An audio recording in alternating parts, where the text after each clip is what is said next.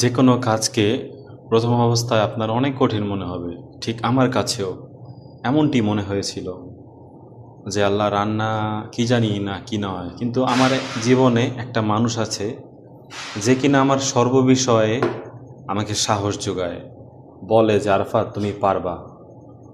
আর সেই মানুষটার নাম একটু পরেই বলি না হয়, আগে দেখি আপাতত নিজ হাতে আজকে তরকারি রান্না করলাম, কেমন হলো এবং চেহারাটা আসলে অনেকে বলে না যে মুখ দেখি বোঝা যায় কেমন অবস্থা।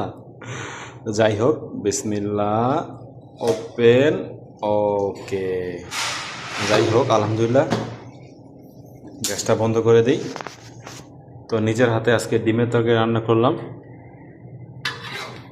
মাশাল্লাহ অনেক ঘ্রাণ ছুটছে, কিন্তু একটা ভুল করে ফেলছি, চাইছিলাম একটু ঝোল রাখতে, তাই হলো না। যাই হোক, একটা কথা, আমার রান্নার পেছনে সর্বপ্রথম আমার সাহস জুগিয়েছে আমার স্ত্রী। তিনি বলছে আরফাত তুমি নিজের হাতে রান্না করে খাও, তাই পারবা, এটাই তোমার জন্য ভালো, আস্তে আস্তে শিখে যাবা। যাই হোক, ধন্যবাদ আমার স্ত্রীকে, আলহামদুলিল্লাহ। এখন আই এম ওকে।